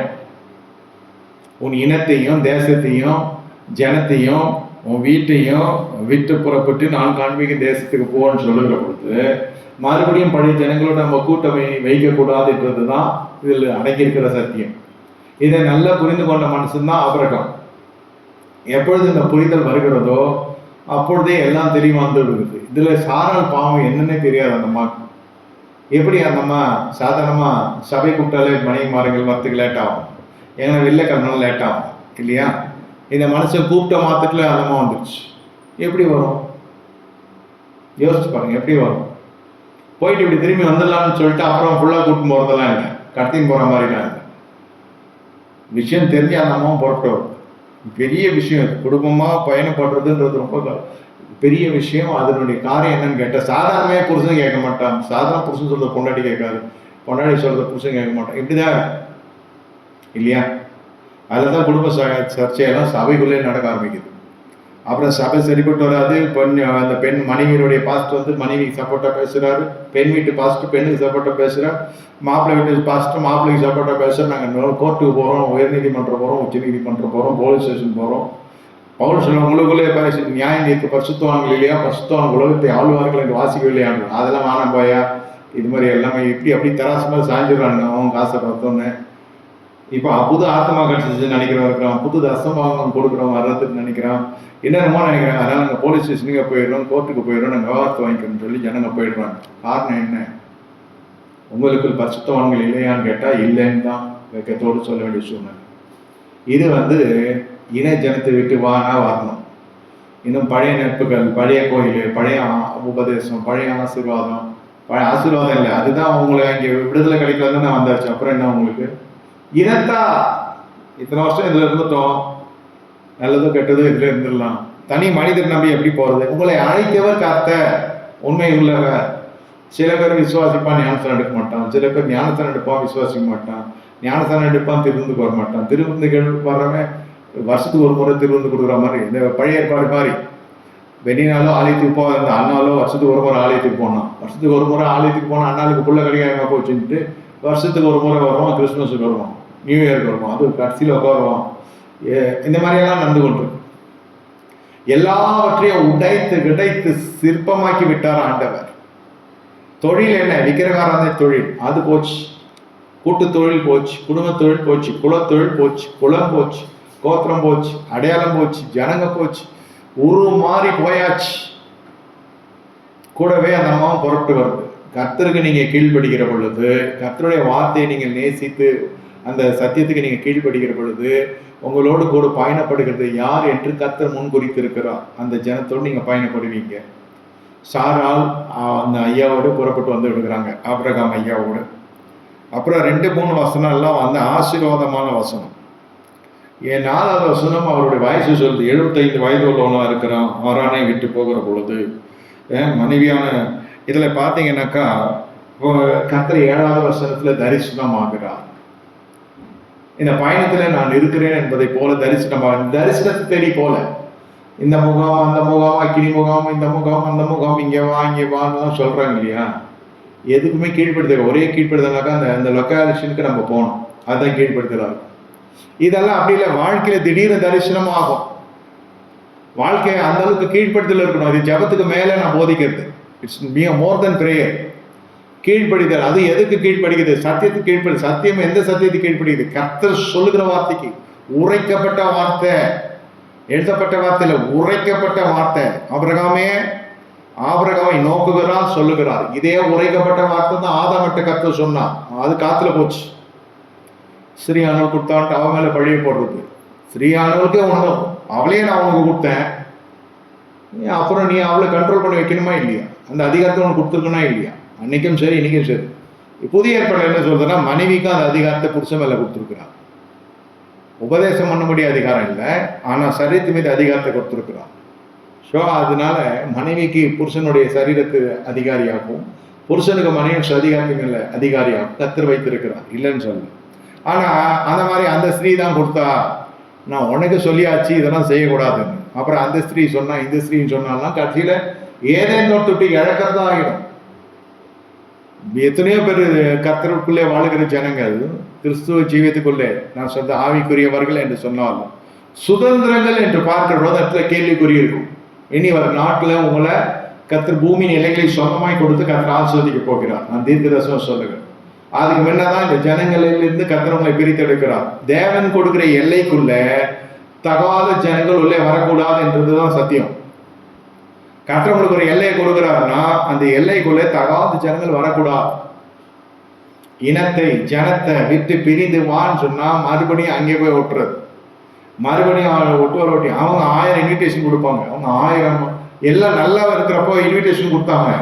இப்ப நிலத்தமே போச்சு. இப்ப மனசு என்ன சொல்லுது, அவன் என்னை கூப்பிடவே இல்லை அந்த கல்யாணத்துக்கு, அவன் அந்த இன்விடேஷனை என்கிட்ட ஒட்டி கொடுக்கலாம, என்னை இந்த மாதிரி பண்ணிட்டேன் அந்த மாதிரி பண்ணிட்டான். நான் சொல்றேன், கர்த்தரே உடைச்சிருக்காரு.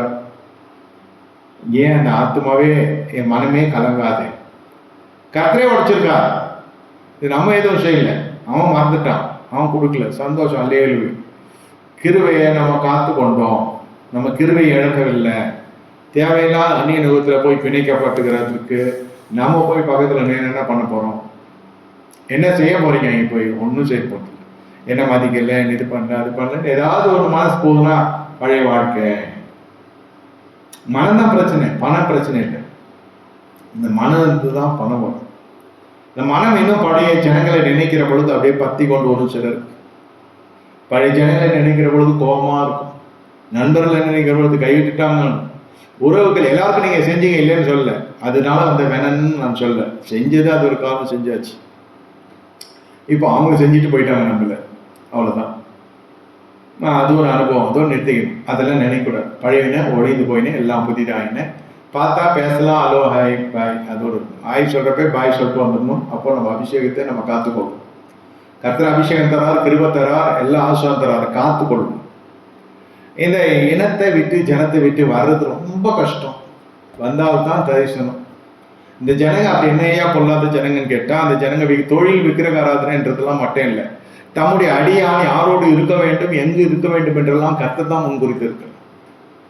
அந்த இடத்துல கர்த்தர் கொண்டு போகிறோம். இது அந்த மாதிரி கழுவி நம்ம சீராட்டி கர்த்தர் கொண்டு வருகிறார். இந்த ரட்சிக்கப்பட்ட ஒவ்வொரு விசுவாசியும் இந்த பிரசங்கம் பொருத்தம். நல்லா புரிந்து கொள்ளுங்க. இது இவர்களுக்கு தான், சபையருக்கு தான், கிறிஸ்தவர்களுக்கு தான் இல்லை. இந்த காதுகளை ஒலிக்கிற பொழுதே தெரிந்து கொள்ளுங்கள். கர்த்தருனை தனித்து வர செய்திருக்கிறார், தனிமையில் இருக்க செய்திருக்கிறார். அவர் உன் தேவன் என்ன, அவர்களை நடத்தி கொண்டிருக்கிறார். உங்களுக்கு புரியல, எல்லாரும் கைவிட்டு தான் நினைத்து கோவப்பட்டிருக்கிறீங்க, சபிக்கிறீங்க, அழுகுறீங்க.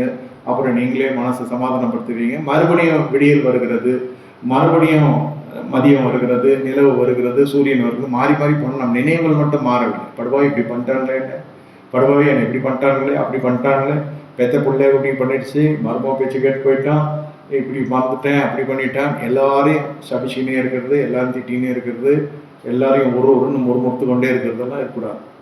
தேவன் என்னை பிரித்து எடுத்தார். தேவன் பிரித்து எடுத்ததோட என்னுடைய சின்ன அறிவுக்கு எட்டவில்லை. என்ன அறிவு அது? இன்னும் பழைய நட்புகளை நினைத்து வருந்தி கொண்டிருக்கிறது, பழைய காரியங்கள் நினைத்து வருந்தி கொண்டிருக்கிறது. என்னைக்கோ நடந்த திருமணம், நம்ம திருமணமே இந்த பெண்ணை மட்டும் நம்ம சந்திக்காத இருந்தா எவ்வளவு நல்லா இருக்கும். 2 பேர் மனசுலையும் ஓடும். திருமணம் ஆன பிறகு நடக்கிற சம்பாதிச்சாரங்க.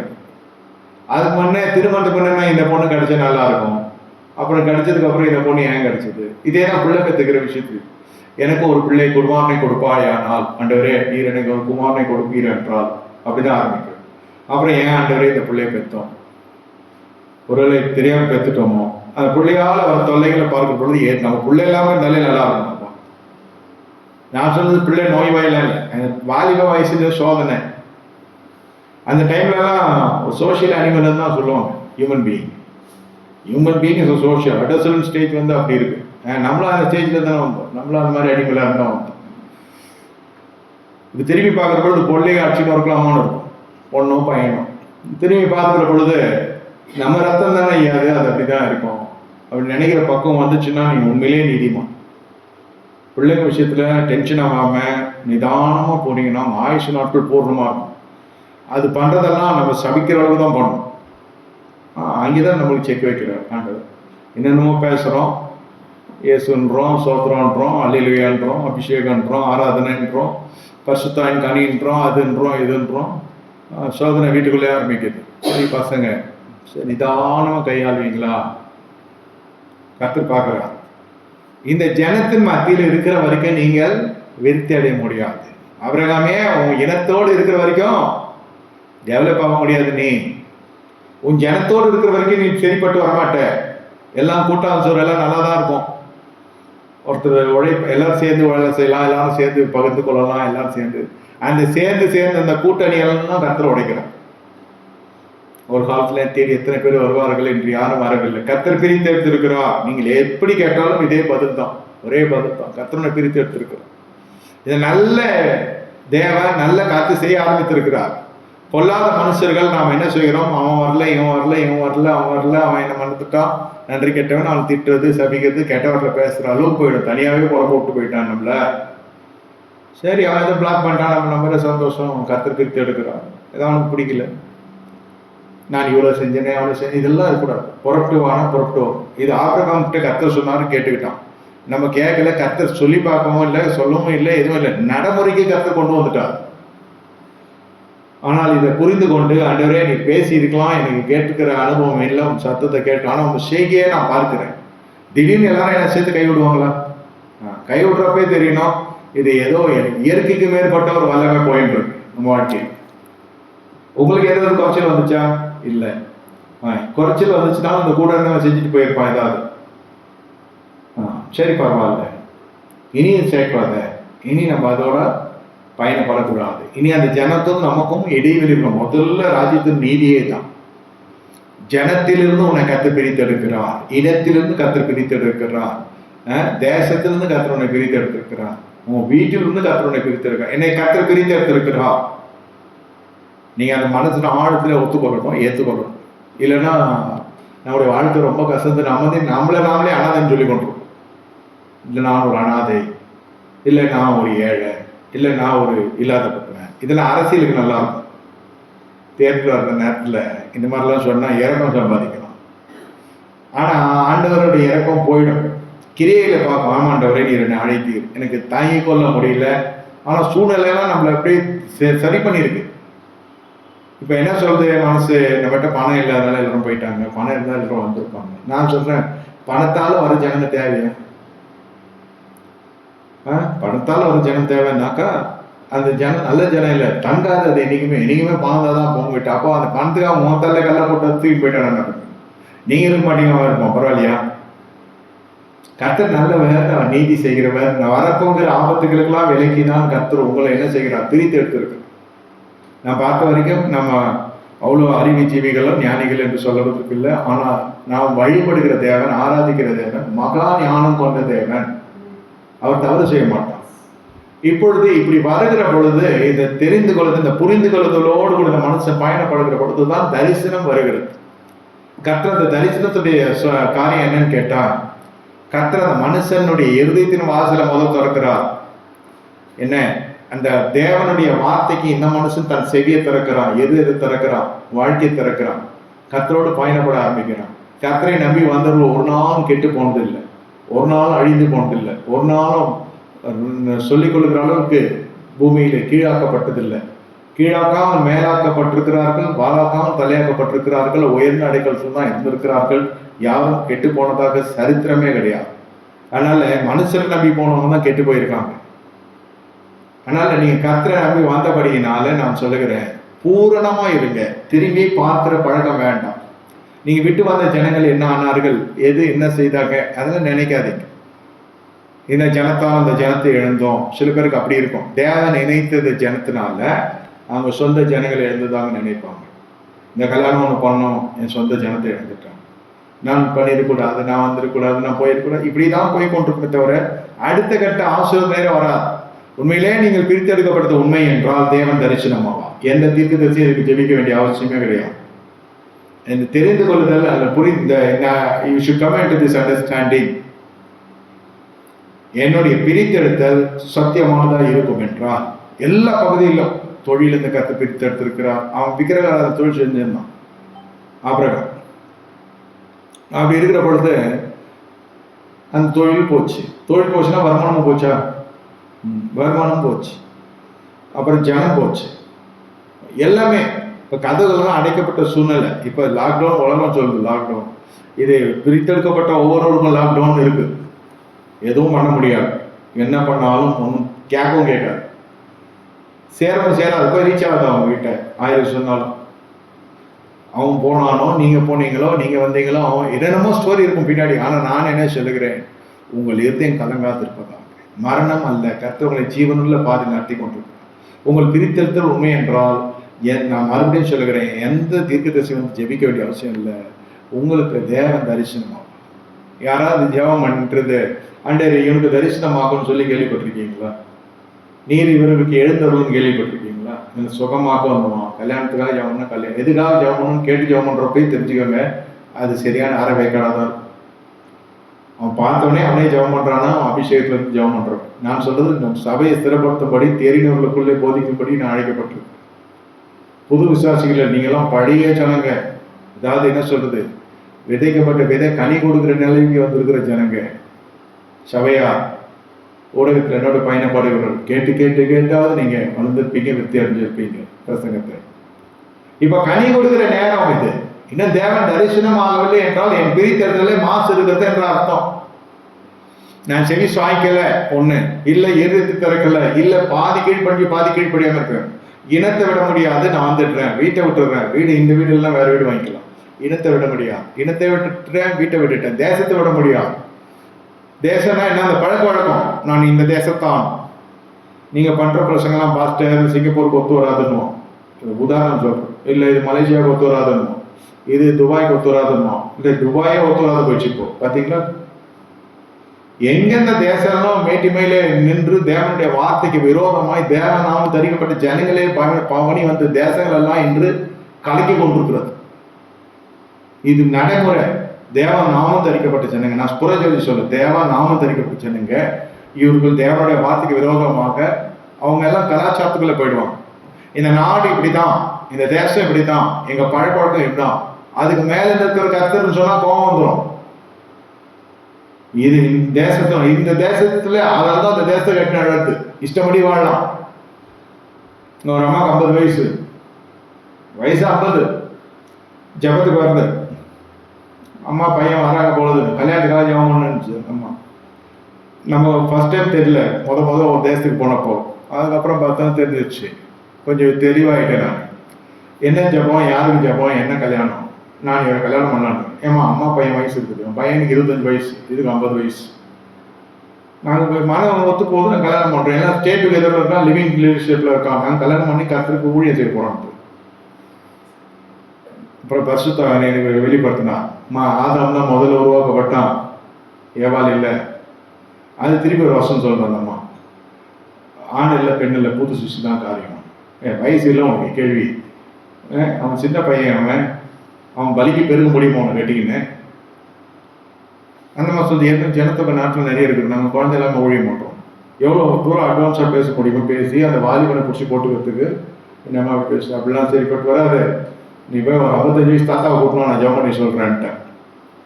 50க்கு 55 பரவாயில்ல, இல்லை 51 கூட்டணும், 25 விட்டுருப்பான், ஓடி போட்டோம். அவன் தீபாவளி கோடி மாதிரி பார்க்குறான், பேந்த பேத பிடிக்கிறான், பெருசுக்கு 2 பேசிட்டு இருக்குதுன்னு பார்த்துட்டு இருக்கான். நானும் அந்த அம்மாவும். அவனுக்கு பயம் வந்துடுச்சு, ஃபாஸ்ட் பக்கம் சாஞ்சிட்டு போகுது. அது அந்த அளவுக்கு ஆயிடுச்சு. அது என்னடா இவ்வளோ விவரமாக பேசுகிறாருன்னு அவனுக்காக பேசுகிறவனும் புரியல. இருக்கு இந்த மாதிரி பேதையான வாலிபன் நீதிமன்ற வாசிகள்லாம் 7வது அதிகம் இதெல்லாம் சிலுவை போட்டு சுற்றுற கேஸ். இது இந்த name of the Lord God bless you God bless சுற்றினது. காடும் தெரியாது, வார்த்தையும் தெரியாது, வசமும் தெரியாது, ஆவியும் தெரியாது, அடங்கி இருக்கிறதும் தெரியாது. அதான் கட்டுக்கடங்காத கிடாரிகள். இதெல்லாம் கலாச்சாரத்தோட கலாச்சாரமாக கரைஞ்சிரும் அந்த கலாச்சாரத்தில். ஏன்னா அதை இஷ்டப்படி வாழலாம். ஏன் இங்கே எல்லாம் இந்த ஊர்ல எல்லாம் இப்படிலாம் இல்லையா? இங்கெல்லாம் ஆலயம் இல்லையா? இங்கெல்லாம் விசுவாசி இல்லையான்னு கேட்போம். வீட்டுக்கு 4 டைவர்ஸ் நடக்கும், வீட்டுக்கு 4 சிறையிருப்பு இருக்கும். இதெல்லாம் இந்த மாதிரி ஆட்களுக்கெல்லாம் வாசலை கத்த திறக்க மாட்டா. நல்லா புரிந்து கொள்ளுங்க. வசனத்தை கை கொள்ளுகிற பொழுது ஊரே காரி துப்புக்கிற அளவுக்கு ஆயிடும். வசனத்தை கை கொள்றப்போ அதுவும் நோவாலாம் கர்த்தருடைய கண்ணில் கிருபை கிடைச்சுன்னா அந்த கிருபையினால பின் விளைவுகள் என்னெல்லாம் இருக்கு தெரியுமா? மழையை பார்க்காத ஜாதி ஜனங்க, மழைன்னா என்னன்னே தெரியாது. என்ன மழைன்னா என்னன்னே தெரியாது. பேழை கட்ட போறாராம், அப்புறம் மழை வருமா வெள்ளம் வருமா? என்னடா சொல்றான், பனி தான் பார்த்துட்டு இருக்கோம். சரி ஏதோ கூலி கொடுக்குறான் அந்த கிழமை, கம்முன்னு வாயன். ஏன் அவனுக்கு கூலி கரெக்டாக கொடுத்துட்றாங்க. ஆனாலும் எத்தனையோ பேர் சேர்ந்து கட்ட பேழை தான், ஆனால் ஒருத்தரும் உள்ள பிரவேசிக்க முடியல. எல்லாம் கூலிக்கு மாறடிச்சதுங்க. இதுல இன்னும் பியூட்டி என்னன்னு கேட்டால் சம்மதி மார்க்கில் உள்ள வர முடியல. நம்ம சம்மதிக்கு ஏதாவது ஆயிடுச்சுன்னு சொல்லியிருப்பாங்க. நல்லா தான் இருந்தார் போன வாரம் வரைக்கும், இந்த வாரம் என்னன்னு தெரியல, பேழை கட்டுறேன் அது கட்டுறேன்னு. எங்க இருக்கிற மிருகத்தையும் கொண்டு வரான். நீங்களே யோசிச்சு பாருங்க. உங்க வீட்டு அம்மா கிட்ட போய் ஒரு நாய்க்குட்டி கூப்பிட்டு வரணுங்க, யார் கழுவுறது யார் எடுக்கிறதுன்னு. சரி நாய்க்குட்டி, சரி எப்படி கன்வின்ஸ் பண்ணிடுறோம், மொத்த கொடுத்து எனக்காக டார்லிங் அது இதுன்னு. சரி பின்னாடி பூனைக்குட்டி வருது, என்னங்கன்றது போய் யோன்ற அளவுக்கு.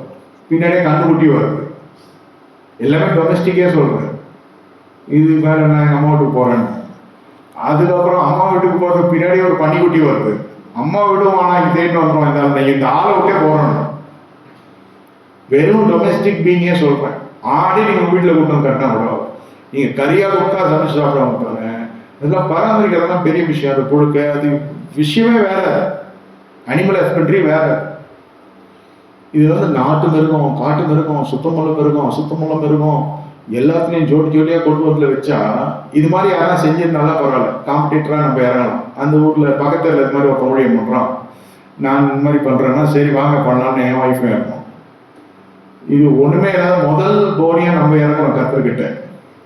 கிட்ட ஒரு திட்டத்தை கர்த்தர் கொடுக்குறார். அப்போ எப்படி இருக்கும்? ஏளனம் என்ன, நகைப்பு என்ன, பரிகாசம் என்ன, எல்லாத்தையும் தாண்டி வந்த மனுஷன் தான் நோவா. மனுஷகுமார் மறுமுன்னே நோவாவின் காலத்தில் நடக்கிறது போலே நடக்கும்.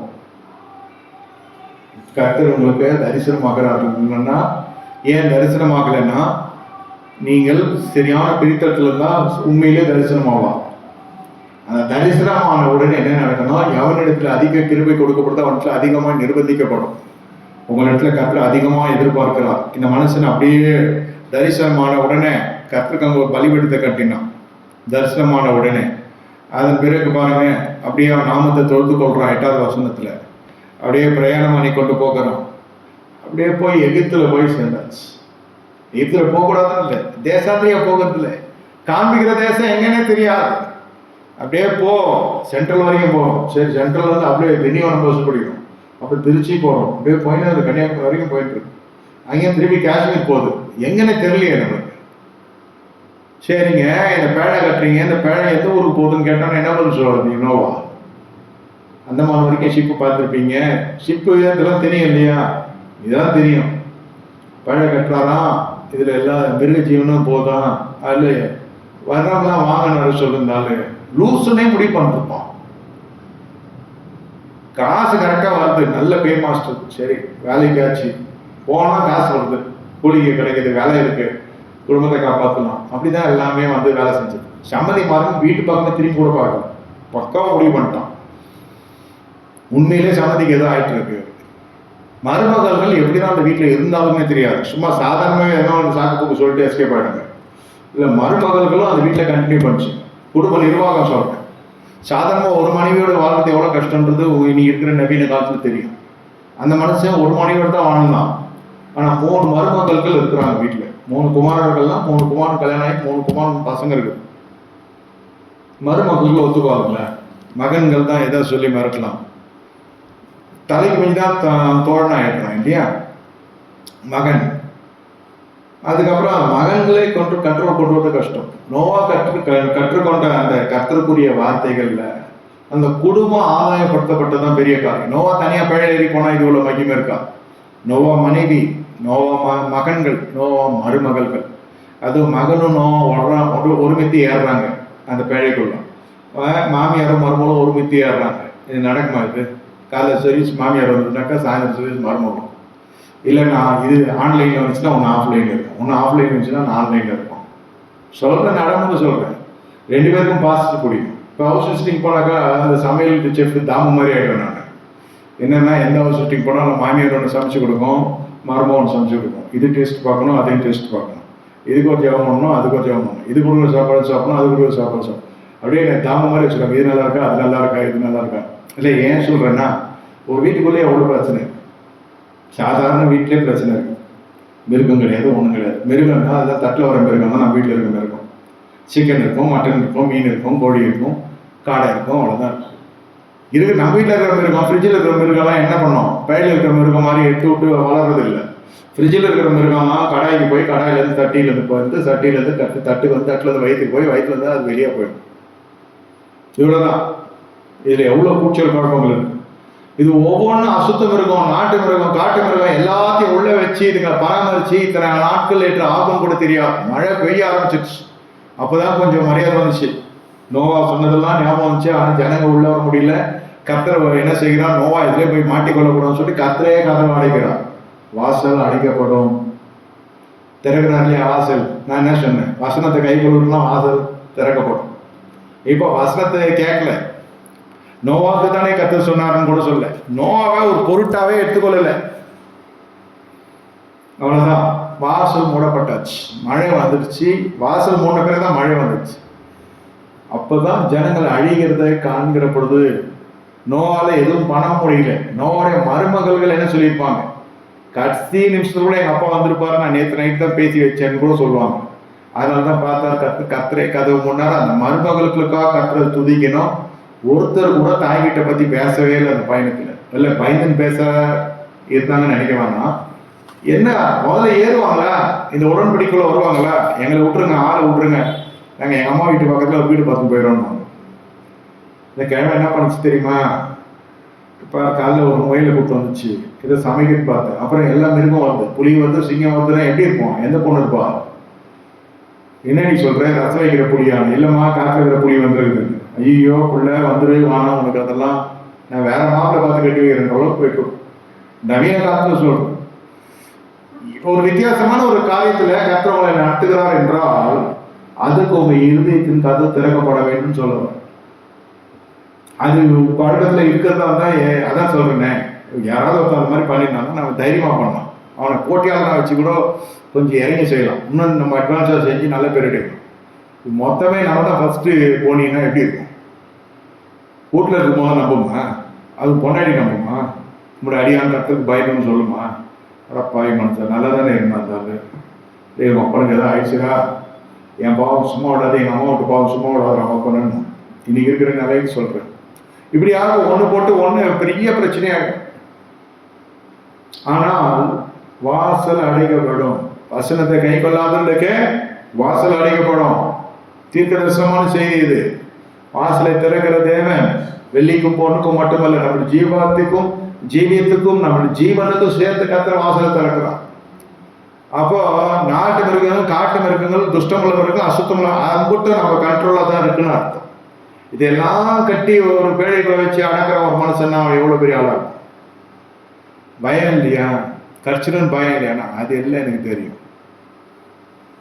இந்த மிருகங்களோடு கூட பயணப்படுகிறது. ஒரு மாமியாரோட வாழ முடியல, தூரமா போகணும்னு ஆசைப்படுவோம் மருமகள்லாம். அது எந்த தூரம் பார்த்தா அம்மா வீட்டு பக்கத்தில் வரும். மாமியார் வந்து இருக்கக்கூடாது. இது பல மிருகங்கள். அது சிங்கம் மாதிரி என் மாமியார் இருந்தான் சொல்றேன். மருமகளாக இருந்தாலும் சரி, மாமியார் இருந்தாலும் மருமகளாக இருந்தாலும் சரி, அதாவது அந்த உறவுகள் தான் சொல்றேன் நம்மளுக்கு கசகத்து இல்லையா? இங்க பாருங்கள், 5 அறிவு கொண்ட ஜீவ ராசிகள், 4 அறிவு, 3 அறிவு, எல்லா ஜீவராசிக்கும் ஒரு ஜோடி இருக்கணும்னாக்கா எல்லாத்தையும் வச்சு இந்த மனுஷன் பேழைக்குள்ள வச்சு கூட்டி போறான். அதுல எவ்வளவு விஷமத்தனமான மிருகங்கள்லாம், சில இனங்கள்லாம் அழிஞ்சிருக்கு. இந்த டைனோசர்ஸ்லாம் அழிஞ்சிருச்சு. அது வந்துருக்கு. அப்ப பார்த்துக்கொள்ளுங்க பேழை எப்படி இருந்திருக்கும். இதுக்கெல்லாம் உள்ள வச்சு அடக்கி வாழ்றாங்க, இதுக்கெல்லாம் சாப்பாடு போட்டு பராமரிக்கிறாங்க, இதுக்கு தீவனம், இதுக்கு எல்லாமே பராமரிக்கணும், வெளியில விட முடியாது. அப்ப எவ்வளவு அந்த அசௌகரியங்கள் இருந்திருக்கு அந்த பயணத்துல. வழிய போகிற மனுஷனை, வசனத்தை கை கொள்ளுகிறவனை கர்த்தர் வாசல் திறக்கிறான். வசனத்தை மறுதளிக்கிற ஜனங்களுக்கு கர்த்தர் வாசலை மூடுகிறார். என்னை கேட்டுக்கொண்டிருக்க தேவனுடைய ஜனமே, இனி மீதியான காரியங்கள் ஒன்றின் பின் ஒன்றாக நாம் தியானிக்க போகிறோம். வசனம் என்ன ஆகி விட்டது? வசனத்தை கை கொள்ளுறவனுக்கு வாசல் திறக்கப்படும், வசனத்தை மறுதளிக்கிறவனுக்கு வாசல்கள் மூடப்படும். அது நோவா வீட்டு சம்மந்தியா இருந்தாலும் சரி, நோவா வீட்டுல பொண்ணு கொடுத்துருந்தாலும் சரி, எல்லாம் ஒண்ணுதான். அதெல்லாம் அந்த உறவு முறையை வச்சா நம்ம உள்ள வர முடியாது. கீழ்ப்படிதலை வச்சு வரலாம், விசுவாசத்துல வச்சு வரலாம். அந்த வாசனத்தை கை கொள்ளுகிறபடினால வாசல் திறக்கும்.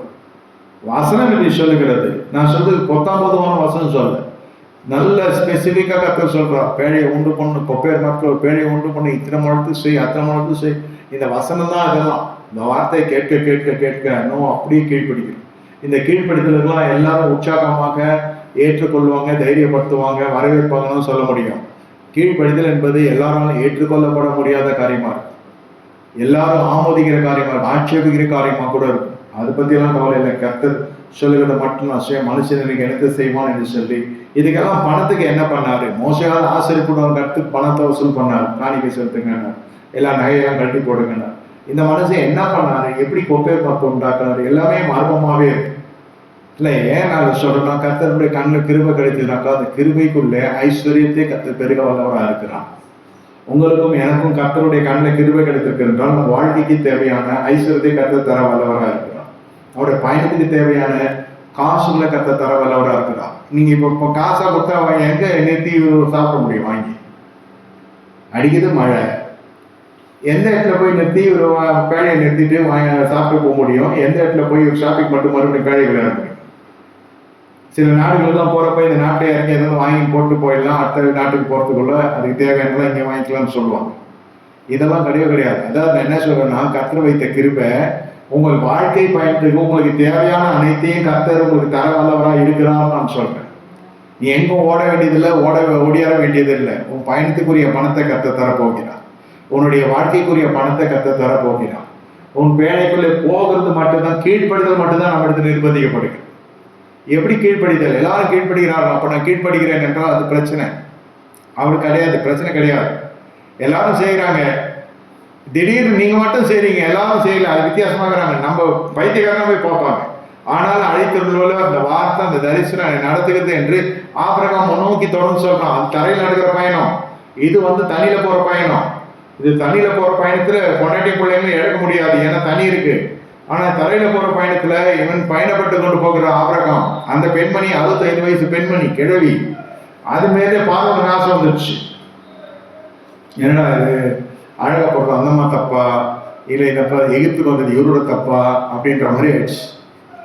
ஆனால் இந்த இடத்துல பாருங்க, தேவன் திறக்கிற வாசல் எப்படி என்றால் உங்கள் வாழ்க்கையை கர்த்தர் அசைக்கப்பட்டு போக விட மாட்டார். மீதியானத நம்ம சாயந்தரம் தியானிக்க போகிறோம். இந்த குடும்ப வாழ்க்கையில கர்த்தர் திறக்கிற வாசல் மட்டும் பார்க்க போகிறோம். கண்களை மூடி கர்த்தரை நோக்கி பார்ப்போம். ஆண்டவரை ஸ்தோத்திரிக்கிறோம். இந்த 2வது ஆராதனைக்குள்ளே ஆண்டவர் மீதியா சத்தை தியானித்து முடிக்க கர்த்தர் கிருபை தாரும். இம்மட்டுமா எங்களை காத்து வல்ல இந்த கிருபைக்கு ஸ்தோத்திரம். இயேசுவை தெளிக்கிறோம். இயேசுவின் நாமத்தில் பிதாவே. ஆமென்.